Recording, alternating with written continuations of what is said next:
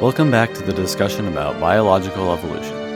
In this second half of episode 6, we will wrap up the topic of biological evolution, touch on the Big Bang, and give a brief recap at the end.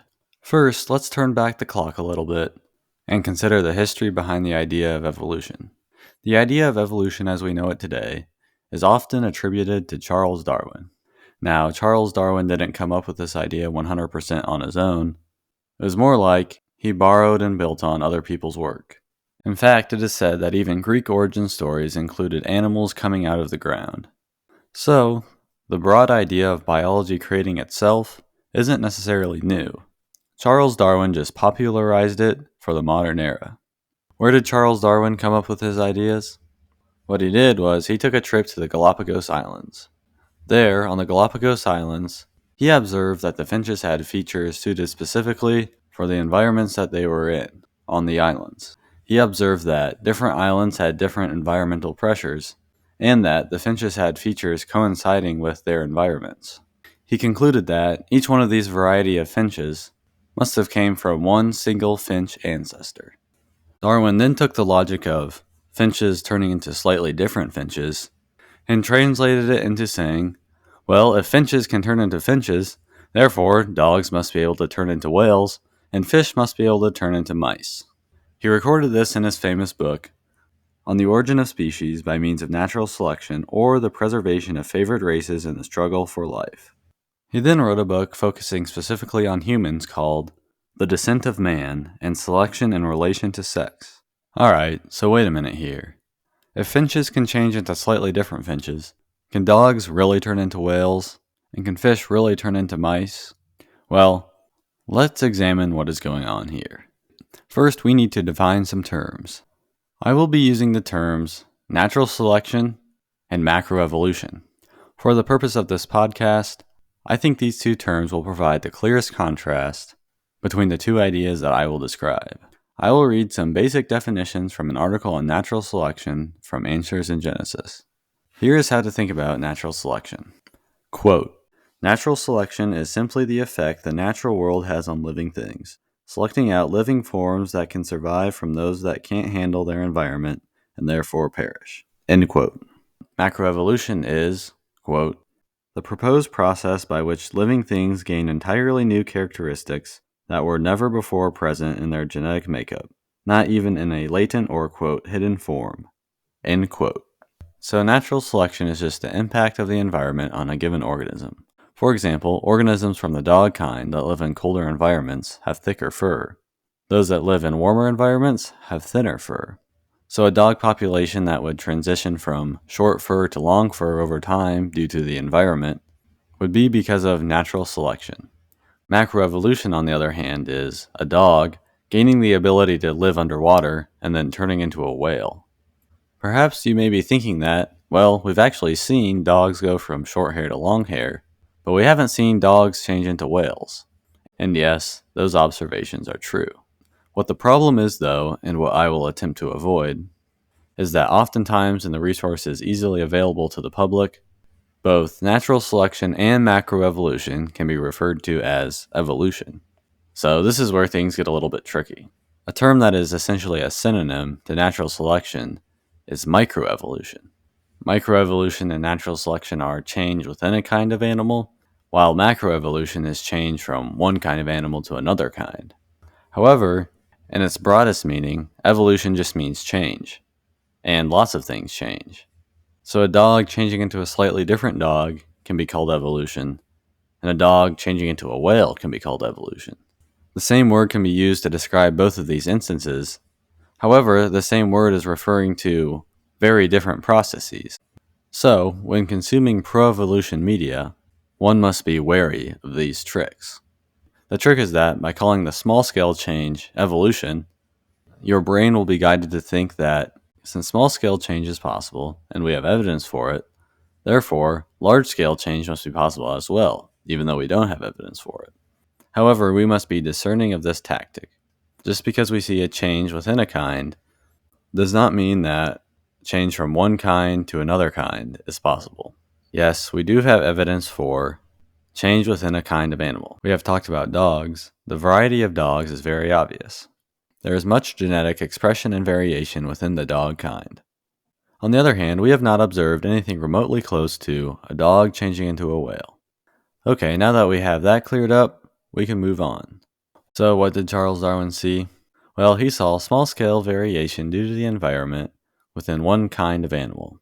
So in other words, that would be natural selection. What he did not see was a raptor turning into a finch.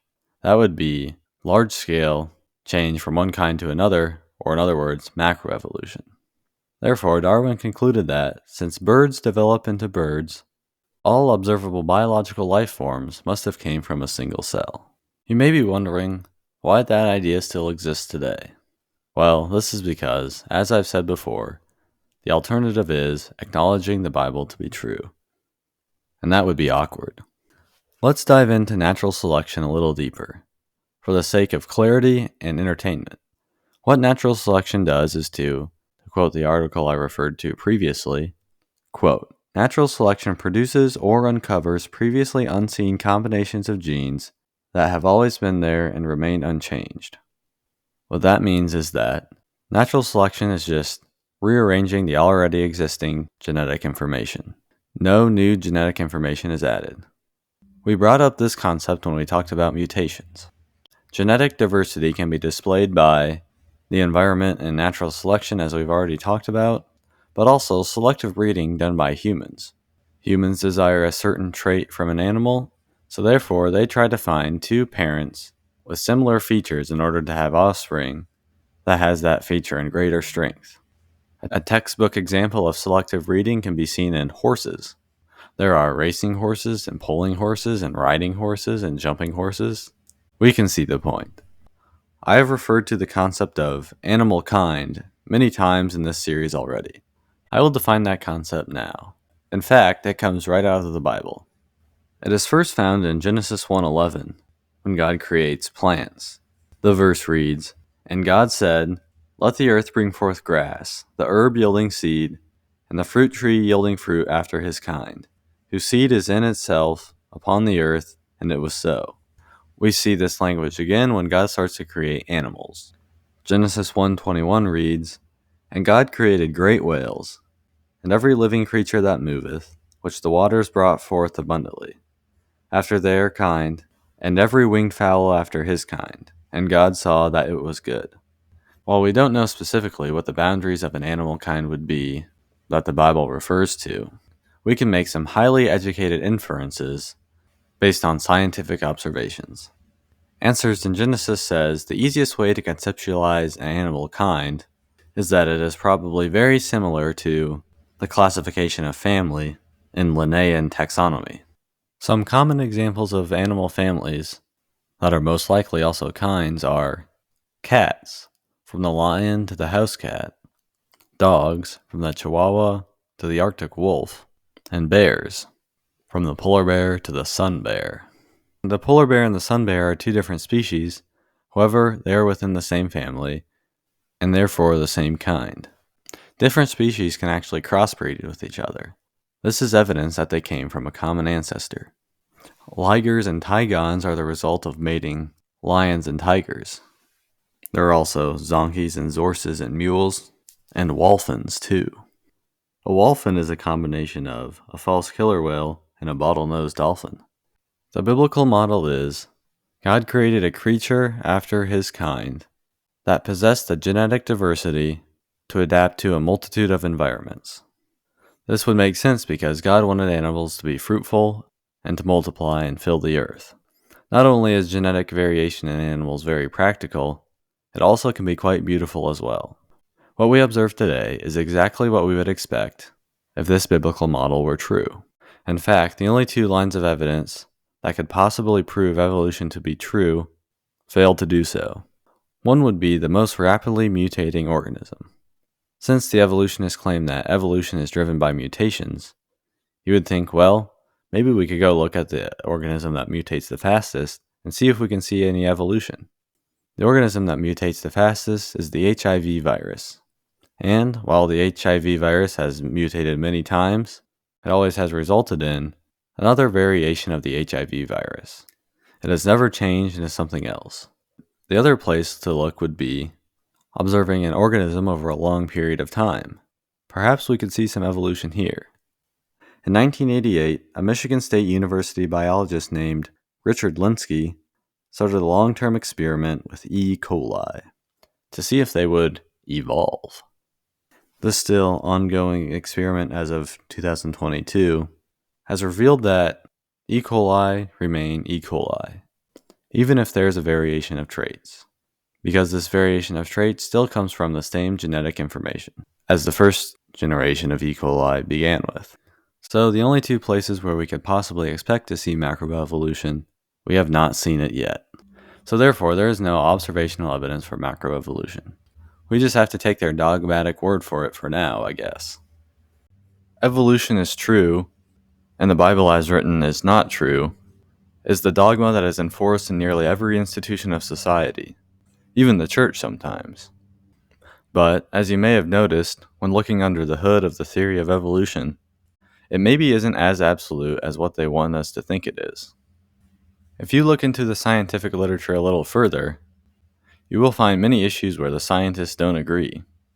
They disagree on interpreting the evidence and filling the gaps in their theories, and even how to move forward with the Darwinian worldview. Because, surprisingly, Darwin's ideas do not answer all questions. However, there is one thing that the evolutionists and all the media agree on, and that is, the Bible isn't true.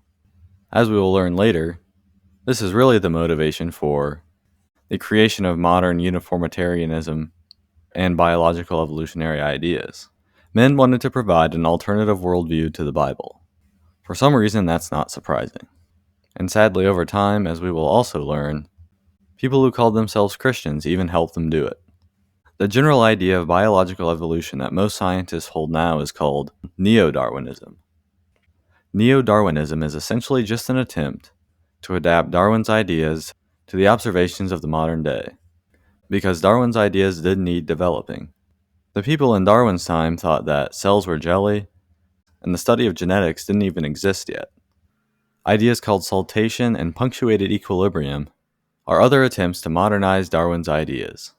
However, there actually are scientists who say that even these attempts of modernization still fall short in describing reality, and some have gone as far to say we need a new theory. I have listened to evolutionists talk about evolution. I was actually surprised on how convincing an argument they could make. It really did sound like the science. There were times where I was shaken, and I could see if people are not grounded, they could get swept away. However, here are some key realizations that have kept me from becoming another theistic evolutionist. First, when hearing a convincing argument, one must immediately ask, is there alternative interpretations? What's the rest of the story? Is this guy missing anything, or what are the assumptions he makes? Because really, on any given issue, and for myself, I've noticed in the past that I'll hear one side of the story, become instantly convinced, and then hear the other side of the story, and realize how much the first guy missed. One must not be too hasty to follow any given cause, or even to replace ancient wisdom with some new shiny object. Second, I was like, if these random atheists and evolutionists actually had the absolute truth, I'm fairly confident I would have heard about it before now. Because, just think about it, what are the chances that any given man can be the absolute authority on any given issue? And third, I observed to myself, sure, this may be the science at the moment, but what about 10 years from now? Or 20 years? Because the science was way different 10 and 20 years ago than it is now. Not to mention 30 or 40 or 50 years ago. In fact, it almost seems like a given that whatever the scientists believe about evolution now will be discarded and rewritten within 10 to 15 years. That is the historical trend for the entirety of the theory's existence anyway. I'm not sure I can devote my life to that. Let me read to you again a quote from Basil of Caesarea, who lived in the 4th century. The philosophers of Greece have made much ado to explain nature, and none of their systems has remained firm and unshaken, each being overturned by its successor. It is vain to refute them. They are sufficient in themselves to destroy one another.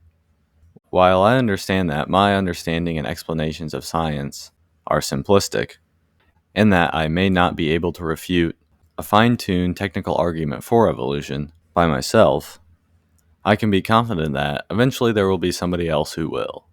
Sadly, although the technical details of the evolutionary theory will continue to be rewritten and redone, just like the ideas of the philosophers of Greece, there still will be one idea that remains constant. People will not want to believe in the Bible. When it comes to science, we will see that this behavior is also applied to cosmology, geology, and anthropology. Keep this in mind while you listen to this podcast, and also any other time you encounter these issues. Humans commit the same sins and failures over and over again, but Satan just uses different wrapping paper each time, and it can trick us all. The same pattern that we have seen for biological evolution can be seen with the Big Bang Theory as well, and that is an alternative theory to the biblical worldview that has flaws and is therefore not absolute, and is constantly being rewritten. There is an article about the gaps of the Big Bang Theory in the notes. I think it will be more efficient for you to read it, instead of me pretending to have technical knowledge of these issues. However, what I will do is discuss some recent findings of the James Webb Space Telescope and how they align with the predictions of the Big Bang Theory. This article can be accessed in the notes as well. It is from Answers in Genesis. So, according to this article, secular scientists in the Big Bang Theory would predict we would find no galaxies with a redshift value higher than 14, and to find few galaxies close to that redshift value. Second, the expectation would be to find early stars forming unstructured galaxies.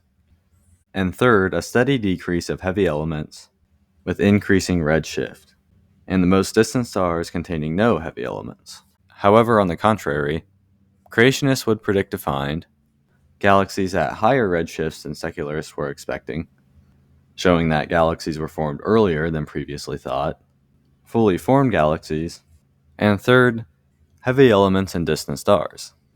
So what did the telescope actually find? So far, the telescope has observed, first, fully formed galaxies at extreme distances, with some possibly having a redshift value of almost 20. Second, large, fully formed galaxies with no evidence of gradual accumulation. And third, distant galaxies with stars that have heavy elements. With these new findings, the secular scientists will have to rewrite their previously conceived theories. Meanwhile, the creation scientists will not be rewriting the Bible. Who knows, maybe the secular scientists will get it right next time. Or maybe the same pattern that has gone on for thousands of years will continue. That is the end of the content for this episode. To summarize, I hope you picked up on the theme that, though the secular evolutionary arguments may seem convincing in the moment, they still have flaws, are incomplete, and make unknowable assumptions. The observable evidence of these shortcomings is that their theories are constantly being rewritten. On the other hand, the Bible is not being rewritten. In fact, the only people who are rewriting the Bible are those who are trying to fit evolution and secular ideas inside of it. If there was ever an idea that had a foundation of sand, I would think it would be one that is inherently flawed, constantly contradicted by reality, and always needs to be rewritten. The second theme that can be seen is the difference of interpretation of evidence between different worldviews. Creationists will interpret evidence as if the Bible were true, and the evolutionists, or more generally secular scientists, will always interpret the evidence as if the Bible were not true, and their own ideas were. So, as stated before, this comes down to who do you trust more? What do you trust to fill the gaps of human knowledge? The Word of God, or more ideas of man? We did touch on more topics that will be discussed in future episodes on this podcast, such as astronomy, the history of evolution, the power of the narrative, and whether or not evolution and the Big Bang can actually be read into Genesis 1. In the next episode, we will talk some about astronomy. The one after that, we will talk about radiometric dating, focusing more on geology. And then we will do some more episodes focusing on the biblical text itself. In episode 15, we will finally hit Genesis 2. I hope you are looking forward to it like I am. We'll see you next time.